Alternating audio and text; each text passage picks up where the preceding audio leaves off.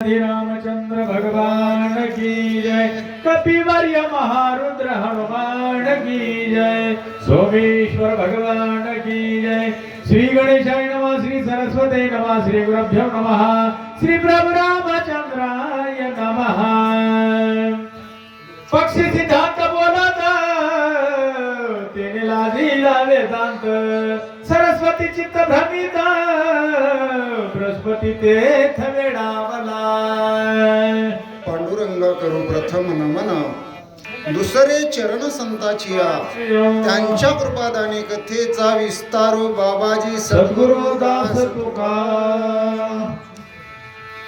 पांडुरंग हरी वासुदेव हरी, पांडुरंग हरी वासुदेव हरी, देवाजीच नाव घ्यावं पाटेच्या प्रहरी। ओम नमः शिवाय, ओम नमः शिवाय। ब्रह्मस्वरूप श्रोते हो, ईश्वर स्वरूप माझ्या मात्या पित्या हो। श्री भावार्थ रामायणातील लक्ष्मण शक्ती मुक्त्युत्सव सोहळ्यातील हा 6वा अध्याय आहे आणि युद्धकांडातील हा 48वा अध्याय आहे। गोड कथेचं चिंतन चालू आहे। हनुमंतरायाला विनंती केली आणि हनुमंतरायांनी ज्यानं आपलं सर्वस्व भक्तीमध्ये भगवंताला अर्पण केलेलं आहे अशा भक्तीमध्ये रत असलेल्या भरताला रामकथा सांगितली। आणि रामकथा सांगत असताना हनुमंतराया म्हणतात, मी औषधवल्ली आणण्यासाठी गेलो कारण लक्ष्मणाला रक्ताच्या थारोळ्यातून उठवायचं होतं। औषधवल्ली सापडत नाहीत म्हणून अख्खा द्रोणागिरी पर्वत उपटला, अयोध्येचा प्रदेश मागं टाकला, नंदीग्रामावर आलो आणि तुमचा बाण आडवा आला म्हणून खाली आलो आणि तुमचा परिसर पाहिला।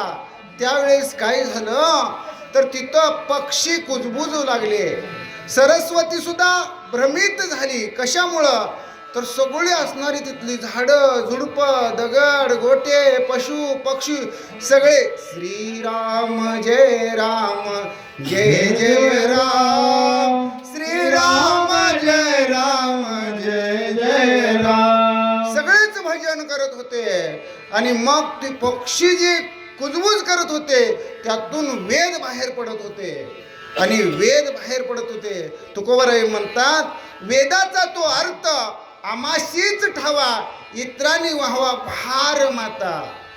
वेद आनंद बोलिला, अर्थ इतकाची साधिला, विठोबाशी शरण जावे, निज निष्ठे नाम घ्यावे। सांडवानीच कर्मत्सर भरताश्रमी निरंतर भूत्य वर्तत एकत्र निर्मत्सर राम नामे। आणि कुठल्याच प्रकारचं त्या नंदीग्रामामध्ये द्वैत्व नव्हतं, म्हणले भेदभाव नव्हता, कमी जास्तपणा नव्हता, उन दुन नव्हतं। हा लहान हा मोठा, हा तरुण हा म्हातारा, हा गरीब हा श्रीमंत असल्या प्रकारच्या काहीच वृत्ती तिथं नव्हत्या। वृत्ती शून्य अवस्था झालेली होती आणि त्यामुळं सगळेच लोक हरिनाम संकीर्तन ऐकायला, भरत महाराजांचं नामचिंतन ऐकायला, भक्ती करायला भरत महाराजांच्या मठामध्ये म्हणजे आश्रमामध्ये येत होते, तल्लीन होऊन रामाची भक्ती करत होते। हनुमंतराय म्हणतात, भरत महाराज हे मी तुमच्या आश्रमात पाहिलं। वर्णिता श्रीरामाचे गुण कपिसे नाठवे कपिपण, हनुमान झाला मूर्छापन्न देहाचे भान विसरला। हनुमंतरायाची काय अवस्था झाली नातशिष्य बाबा काका म्हणतात, हनुमंतराय ज्यावेळेस त्या असणाऱ्या भरताची अवस्था, नंदीग्रामची अवस्था, तिथं राममयी झालेली अवस्था सगळी पाहिली। रामाचं गुण कसं गावा, रामाची कथा कशी सांगावी आणि रामायण कसं सांगावं हे हनुमंतरायाच्या मुखातून आपण आत्तापर्यंत ऐकलेलं आहे। आणि रामाचं गुण गाता गाता हनुमंतरायाचं रामरूप झाले, ब्रह्मस्वरूप झाले। देवा आता ऐसा करी उपकार, देहाचा विसर पाडी माझ, तरीच हा जीव सुख पावेल माझा, बरे केशी राजा कळो आले। या अवस्थेला हनुमंतराय गेले होते, कारण विषयी विसर पडला निशेष, अंगी ब्रह्मरस ठसावला, माझी मज झाली अनावर वाचा, छंद या नामाचा घेतला असे। कारण मुखातून रामनाम गाणारे हनुमंतराया देहावरच राहिले नाहीत म्हटले. विदेही अवस्था झाली. मी एक हनुमंत आहे, मी द्रोणागिरी आणायला गेलो होतो, द्रोणागिरी घेऊन आलेलो आहे. आता सुवेळा चलाच्या दिशेनं निघालेलं आहे. लक्ष्मणाला उठवायचं आहे. हनुमंत पणच विसरून गेला.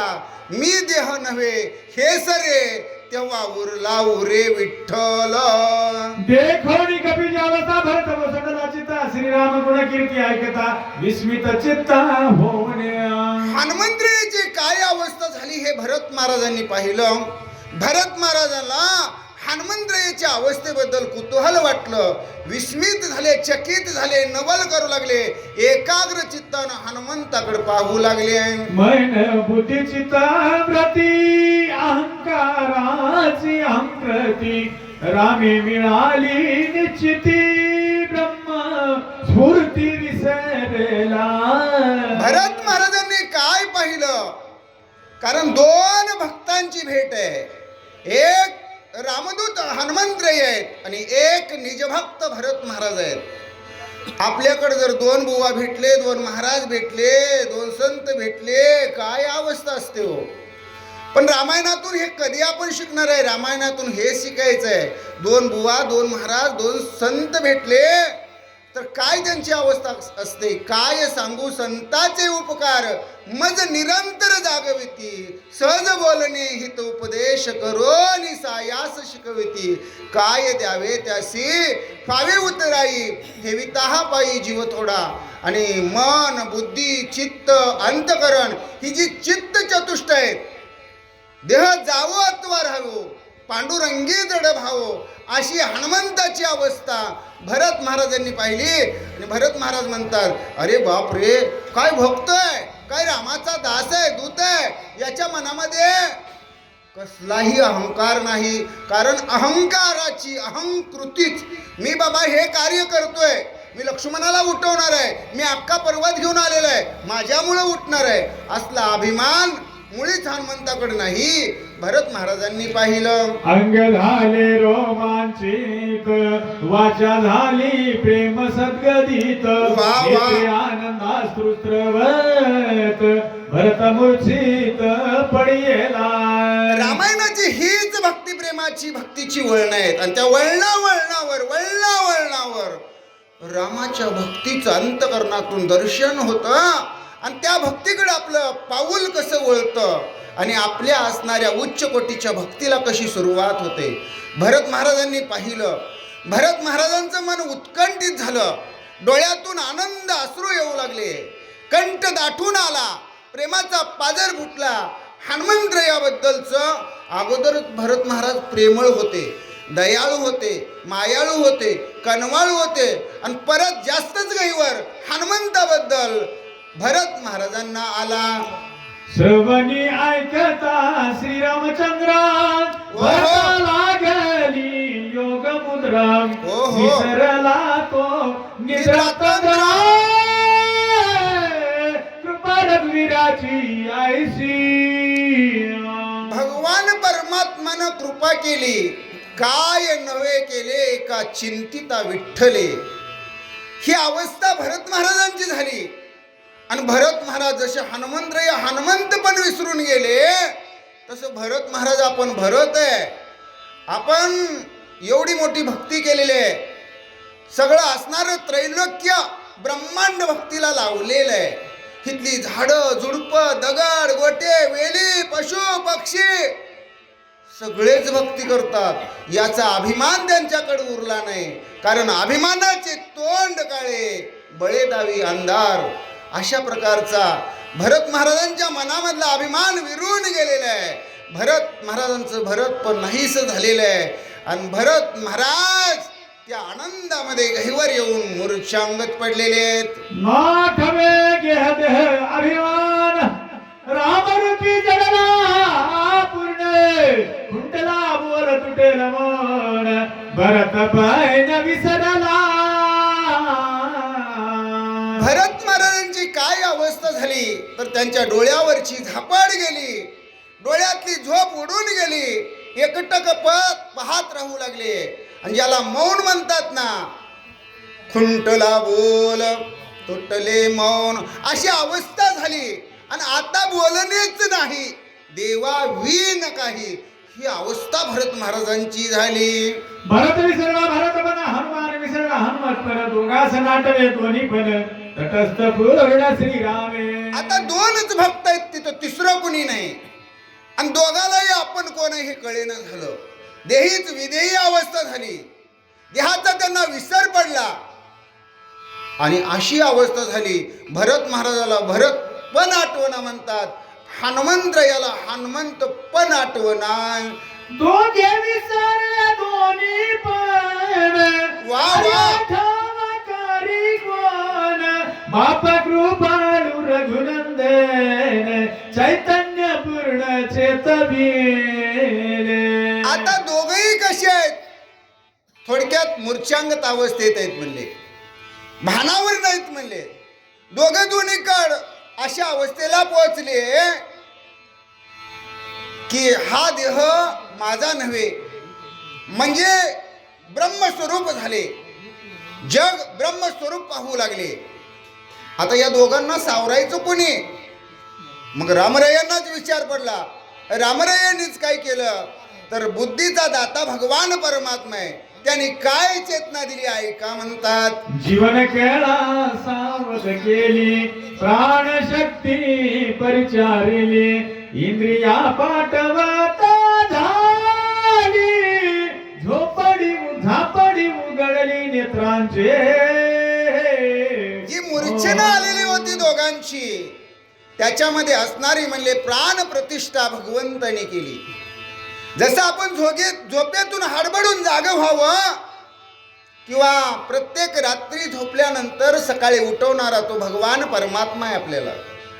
त्याच्या सत्तेनं आपण उठतो, कारण वृक्षाची ही पान हाली ज्याची सत्ता, राहिली अहंता मग कोठे. देखावे ऐकावे एक नारायण, त्याचे भजन चुको नको. त्या भगवंतानं या दोघांच्या असणाऱ्या हृदयामध्ये प्राण प्रतिष्ठा केली आणि त्यामुळं मूर्छनेची जी झापड आली होती ती झापड त्यांची निर्मुक्त केली. आणि या दोघांनीही सावध होण्याची भूमिका स्वीकारली आणि दोघांची निद्रा तंद्रा परत गेली, डोळे उघडले. शीत चैतन्य धारित, मनपूर्व संकल्प आठवित, बुद्धी निश्चयाते अंगीकारित, राम कार्यार्थ साधावया. परमार्थामध्ये द्वैत चालत नाही, संसारमध्ये द्वैत चालतं, पण कथेमध्ये द्वैत असतं. संगती लावायची असेल तर वाचक आणि सूचक लागतातच, त्याशिवाय गोड दिसतच नाही. म्हणजे वाचक एक आणि सूचक एक म्हणजे दोन झालं, पण कथेमध्ये संगती लावायची असेल तर द्वैत लागतं. आणि म्हणून भगवंतानी पुन्हा दोघांमध्ये असणारं प्राण प्रतिष्ठा केल्यानंतर दोघेही सावध झाले आणि सावध झाल्यानंतर पुन्हा देहावर आले.